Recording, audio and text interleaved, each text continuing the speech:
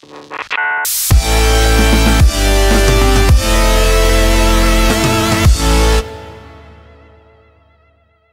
bien, salut Ben. Non. Bah non, parce que je suis aussi déçu que les gens qu'on ait coupé la vidéo. On avait dit oui, alors on va vous montrer les gradés, les pas gradés en même temps. Non. Moi, je suis comme il y a des limites. Je suis comme en marche, je ne tiens pas toujours mes propos. Non, j'ai jamais dû dire ça. Donc, on se retrouve tout de suite pour la deuxième partie de la vidéo Kabutops, ma collection, donc à l'effigie de cette famille de Pokémon et notamment du plus âgé Kabutops. Vous avez vu 33 cartes magnifiques, en tout cas à mes yeux. Sous Top Loader, vous avez vu un booster et un booster vide. Si vous ne les avez pas vus, je vous encourage fortement à aller voir la vidéo précédente. Le lien sera là ou là, parce que je ne sais pas. Non, c'est très chiant à faire, ça ne sera pas là. Ça sera en fin de vidéo et ce sera dans la description. Et bah t'es bien une belle grosse merde. Mais non, mais parce qu'en fait, dans les vidéos normales où c'est un podcasteur, un mec machin, c'est bien. Mais nous, on est en petit. Du coup, quand tu montres là ou là, on comprend pas si tu montres sur l'écran des cartes, si tu montres sur le petit écran. T'as changé, Paul. J'ai changé. T'as changé. Bah ouais, je sais. Ok. Donc c'est parti pour 12 cartes gradées, il y en a certaines que vous avez déjà vues. Là on est dans le summum de la collection puisque c'est des cartes, je rappelle pour ceux qui ne connaissent pas, que j'ai gardées comme neuves, que j'ai fait envoyer en France ou aux États-Unis à 2 entreprises différentes qui gradent les cartes et qui les authentifient et qui leur donnent des notes. Ce qui peut donner, par exemple, un 9 sur 10 de la part de PCA pour ce magnifique Kabutops fossile édition 2 japonaise. Alors il n'y a pas d'édition. Oui, bon merde. En japonais. Mais on comprend l'idée. Donc carte de 96 que j'ai eu la chance d'avoir comme neuve, que j'ai envoyé à Idir, et vous l'avez vu l'autre fois dans la réception PSA. C'est une carte qui a eu 9 sur 10, pardon. Donc état comme 9. Elle a loupé son bac. Comme 9, mint en gros c'est proche du 9 comme 9. Ah non, mint c'est 9. C'est pas c'est comme on est presque au collector. Après ça dépend plus de nous, ça dépend de la bordure, etc. Tout à fait. Bon, c'est une holo aucun défaut, japonaise, c'est la première apparition de Kabutops en holographique. Et voilà, que dire de plus? Une carte qui a 9 sur 10, magnifique carte qui a de la valeur et que j'ai pu envoyer moi-même. Alors, petite anecdote intéressante, puisque vous n'allez pas reconnaître, la plupart d'entre vous, voilà. Cette gradation, ce packaging, qu'est-ce donc? C'est pour ça qu'on l'a mis en deuxième. Donc tu peux approcher un petit peu, ça s'appelle GMA. Et GMA est une autre entreprise qui existe sur le marché américain. Il y en a plusieurs, il y en a plein en fait. Et qui grade des cartes de sport, des cartes à jouer, etc. Et en fait, elle est connue pour son manque de sérieux. Ah. Son bordel constant. Ah. Ses changements réguliers d'encart de police. Ouais. Vous pouvez avoir 2 cartes GMA qui vont pas être gradées pareil, il n'y aura pas les mêmes infos. Donc, à éviter si vous faites du Pokémon. Cependant, des Américains, des Français, etc. ont quand même gradé des cartes chez eux. Cette carte existe. Elle était en 8,5. Je l'ai eu à un bon prix. Et je me suis dit, bah écoutez, voilà, quitte à varier la collection, pourquoi pas varier les certifications. Donc voilà, une petite carte que j'ai eu à pas cher. Le même Kabutops que vu précédemment, mais en 8,5. Et on arrive au packaging qui, moi perso, me plaît plus, mine de rien, c'est le fameux. Ça se dit pas packaging pour des... Si, je pense qu'on peut dire, on peut passer du... Ils ont la même protection, voilà. Moi, voilà, je préfère la présentation, on va dire, de cette carte-là. Alors, pour le coup, elle a une moins bonne note, elle a eu que 7. Voilà. Mais c'est PCA, et je trouve que c'est plus beau. Donc, PCA, l'entreprise franco-française qui est sur le marché depuis 1 an et demi, elle ne grade pas que, elle grade principalement son business est basé sur les cartes françaises. Pendant des années, le japonais et l'US pouvaient être gradés chez PSA, donc aux États-Unis, mais pas le français, à part le set de base. Donc si vous avez un Kabutops de fossile, vous ne pouvez pas le grader, en gros. Et maintenant, c'est possible en français avec PCA. Donc vous voyez un packaging différent, c'est très joli, il faut le reconnaître. Ouais, j'aime bien. Et c'était tellement joli que j'ai eu envie de faire grader mon Kabutops édition 1 acheté à cheval au début de ma collection fossile. J'ai eu envie de le faire grader, même si je savais qu'elle n'aurait pas 10, il me l'avait dit en me la vendant, n'espère pas 9 ou 10. Eh bien, j'ai quand même eu envie de la faire grader, elle est revenue en état excellent, avec un 7. Mais voilà, quand même pas mal. Je veux dire, sur une étagère, ça a de la gueule, quoi. Complètement. On passe à des cartes, et Ben m'a fait très justement remarquer que ces cartes-là, je ne les ai même plus en version carte, tellement j'ai voulu les faire grader. Je crois pas, vous pouvez vérifier dans la vidéo précédente, mais il me semble pas qu'on les ait montrées. C'est donc le bloc Neo. Neo 2 en japonais, donc Nico Discovery. Tout à fait. En français. Et en PSA 10. PSA 10, la note parfaite. Elle est considérée par cette entreprise comme étant parfaite. Vous l'avez vu dans ma réception PSA, on a eu la chance d'ouvrir cette extension en japonais il y a peu de temps. On l'a pas tiré. En même temps, si j'en avais tiré une troisième, qu'est-ce que j'en aurais fait? Parce que vous allez voir, je l'ai en 2 notes différentes. Voilà. 10. Il l'a également. Donc j'ai acheté la carte seule et en 8. Voilà. Et alors, regarde. Sympa de voir que PSA change aussi. Oui, complètement. Son encart. Oui. On voit des petites différences, notamment le logo, qui a quand même plus de gueule sur celle-ci. Hein, bah ouais, le logo récent, j'aime mieux. Et là, il marque Neo Discovery, alors que là, il marque Japanese Neo 2. Oui, alors parce que en fait en japonais ça s'appelle Neo 2, vraiment. Bah, attends, mais c'est même pas là c'est le numéro 6 et là c'est le numéro 141. Mais c'est parce qu'en fait, ouais, mais que c'est pas les mêmes, elles sont pas classées pareil les cartes en japonais et en US. Et aussi je peux te dire que ah oui, j'avais vu que c'était pas la même langue. Discovery c'est un nom qui a été inventé pour le marché US et européen. Non mais dans ma tête c'était la même langue, c'est pour ça que je comprenais pas. Mais ok. Donc deuxième extension de Neo à sortir, les cartes de seconde génération et donc un beau Kabutops solo. On peut aussi préciser qu'il y en a un qui est en édition 1. Oui. Et l'autre qui n'a pas d'édition. Ah, j'ai bien retenu. Oh là là, qu'est-ce que c'est vraiment bien retenu. On passe donc à notre coup de cœur à tous les deux de la précédente vidéo.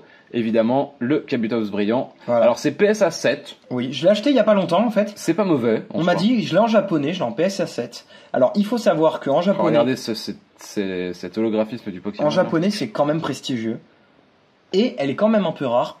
Et en PSA 7, et ben déjà ça a de la gueule, vous voyez, c'est pas bon, ça pourrait être mieux, hein, mais ça fait quand même monter une petite carte sympa, belle, toute protégée, Near Mint en 7, voilà, moi c'est un coup de cœur. Le budget pour ça à peu près?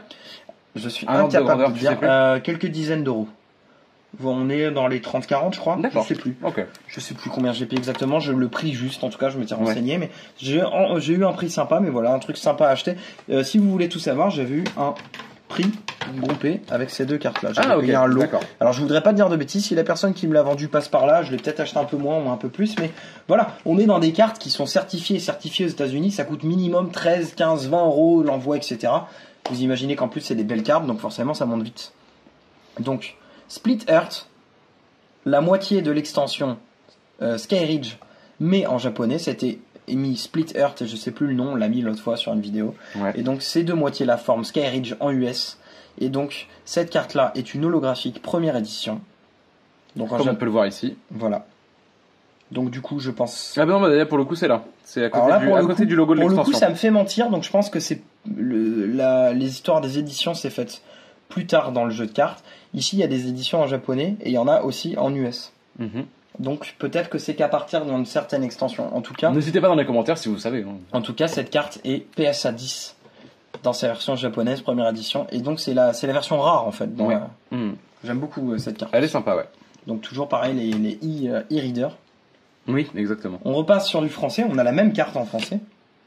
Ah bah ouais. Bah, tu vois, il y a un énorme. Ah oui, il y a quand même une énorme différence sur les illustrations. Là, la japonaise est quand même beaucoup plus sombre que la française. Donc celle de Split Earth en japonais. Je peux défiler les deux, la française, la japonaise. Oui, on voit qu'il y a quand même une sacrée. Il n'y a pas d'édition en français. Tout à fait. Que je sache. En tout cas, là, il n'y en a pas. Je crois qu'il y en a en US. Donc, du coup, vu qu'on en a vu tout à l'heure. En tout cas, celle-là, c'est édition 2. Ben voilà. Oui, je fais n'importe quoi. Elle n'existe pas en français. Je vous dis des bêtises. Donc, ça, c'est une carte. J'aurais pu la faire chez PSA. Mais bon, écoutez, en 8 en français. En entreprise française. On commence à s'en mêler. Hein. Quand on parle, on est bilingue. Oula. Pas du tout. Et donc voilà, du coup, toujours une belle carte. On commence à fatiguer après 40 minutes de rush. Carte. Alors ça, c'est un de mes bébés. Vraiment, s'il y a une carte que j'aime. Il aurait pu être lumineux. Bah, je l'ai déjà dit. Elle est cristal, elle n'est donc par essence. Elle est magnifique. Elle est magnifique, donc ça c'est la version Reverse que je trouve qui met presque plus en valeur que l'holo. Pour le coup, l'holographisme, enfin l'effet holographique du Reverse va très très bien avec la teinte du Kabutops. Le côté cristal brillant. Très brillant, lumineux. Magnifique carte. Vous vous rappelez, c'est la fameuse anecdote, on me la vendait 32 € et puis 40 € si sans le point blanc. Bah, c'était ça. En gros, c'était à peu près ça. J'ai payé quelques euros de plus pour l'avoir vraiment parfaite. Et ça paye puisque 9,5 chez PCA. Bon choix, je ne regrette pas ce choix. Alors, certains m'ont incendié, m'ont dit, mais t'es malade de l'avoir fait chez PCA, t'aurais dû la faire, c'est une US, fallait la faire chez PSA, ça aurait eu beaucoup plus de gueule. Mais écoutez, je trouve tellement la production. Bah écoutez, allez vous faire. Non, et puis peut-être qu'un jour, voilà, ça plaira à quelqu'un. En tout cas, moi, elle me plaît, c'est ça l'essentiel. Exactement.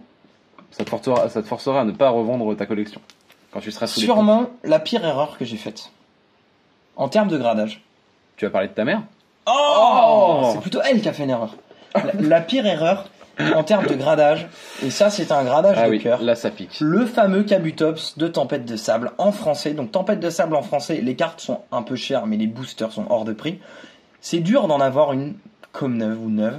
Et celle-là, je l'ai achetée et sur un coup de tête, j'ai dit fuck, je la fais grader. Et en l'occurrence, on voit bien les petits bols, les recoins. Bah même là, tu vois au-dessus, on voit qu'il y a il y a du blanc. Moi j'ai trouvé ça un poil sévère. C'est ma PCA la plus basse. J'ai jamais eu en dessous de PCA 6. Oui, on voit, regarde, on voit les impacts blanches là, vraiment sur le coin de la carte. Et est-ce que 6, tu peux rappeler qu'est-ce que c'est comme état? Et ben, je crois que c'est très bon. Immédiatement, c'est très bon. Vous vous rendez compte de la sévérité? 6 sur 10, c'est très bon. Donc vous imaginez que moins que 6 sur 10, ça pique le cul quand même. Oui. J'ai vu il y a pas longtemps, moi je crois, quelqu'un qui avait fait un post où il avait vu des 1. Il y avait des 1. Ouais. Bah ouais, bon, pour le délire, un jour j'en regarderai peut-être. C'est triste, je rigole, c'est pas drôle pour lui, mais. Mais en tout cas, tout ça pour vous dire, voilà, ça c'est une carte coup de cœur. J'ai envie de la protéger. C'est le premier ex-français Kabutops que j'ai eu. Et je me suis dit. Déjà mis ça à moi. J'ai envie de te protéger, tout ça. Oh, je me suis dit, fuck, je la grade quoi, c'est tout. Donc voilà, elle est belle dans ma collecte, mais bah malheureusement, elle n'a que 6. Tout à fait. Oui, on l'a vu 15 fois cette carte. Elle est belle. Proche du 9, PCA en français, espèce delta, le Kabutops que vous avez vu dans la première vidéo, Fantôme Olon, dans sa version normale. Oui, tout à fait. Elle est vraiment belle. Elle est belle. Je préfère la reverse encore une fois, mais forcément, quand on a 9 et pas 10, c'est moins bien, mais bon, écoutez. Et l'ultime carte de cette collection, finalement, la toute dernière, qui nous vient du bloc X. Qui nous vient oh là là, bah, on finit bien, franchement. T'aimes bien ou pas celle-là? Ouais, bah. Tu vois, elle est cartoon comme tout à l'heure. Hein. Ouais, mais là c'est pas forcément l'illustration, c'est le style de la carte vraiment qui me plaît. Voilà, comme je l'ai dit dans la précédente vidéo, nom du Pokémon en doré, nombre de HP en doré et le logo de l'extension en gros sur l'illustration. Et celle-là, pour le coup, je sais plus, je crois pas qu'il existe exactement comme ça dans Gardien du Pouvoir. J'ai pas souvenir de cette carte-là dans une autre langue. Et je trouve, je sais pas comment te dire, mais le logo placé comme il donne un côté, c'est con ce que je vais dire, mais adulte à la carte. Tu vois, là t'as l'impression d'être dans, je sais pas, la présentation d'un méchant dans un comics. Tu vois ce que je veux dire ou pas?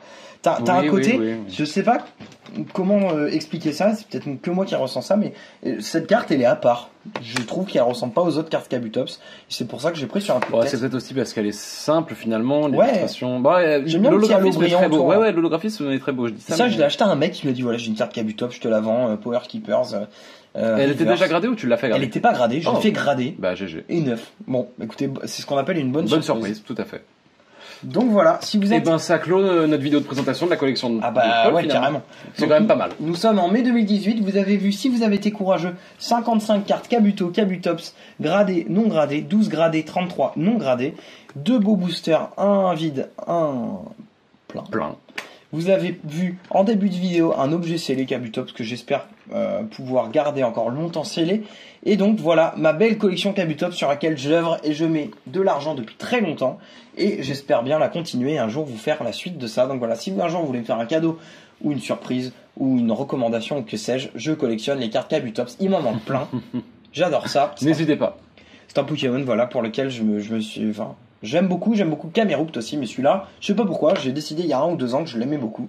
Paul va donc ouvrir un Tipeee pour que vous puissiez bien cracher la thune et lui permettre de renforcer encore plus sa collection. Donc voilà, on finit une période compliquée pour les petits bugs parce qu'on a eu 15 000 trucs à faire, on s'est pas vu, on a fait moins de vidéos, on a essayé de vous faire du Hearthstone. Pour l'instant, on est en train de se dire qu'on risque pas de continuer.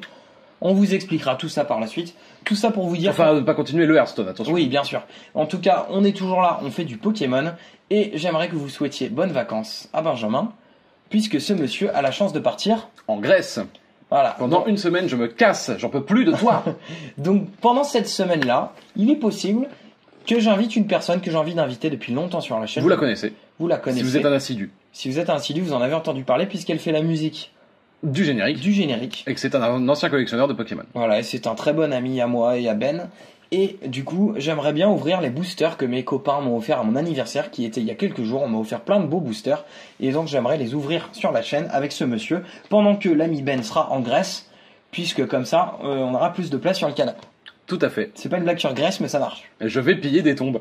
Donc voilà, donc gros bisous à Ben qui part en vacances. Moi, je vous remercie d'avoir suivi cette vidéo collection que je vous promets depuis des mois. Je suis très content d'avoir fait. Nous sommes en mai 2018. C'était une belle collection. Tu répètes beaucoup. J'aime bien me repérer dans le temps et je suis très content de vous avoir montré ça et d'avoir partagé ce délire avec vous. Merci beaucoup. Nous sommes en mai 2018. Nous sommes en mai 2018.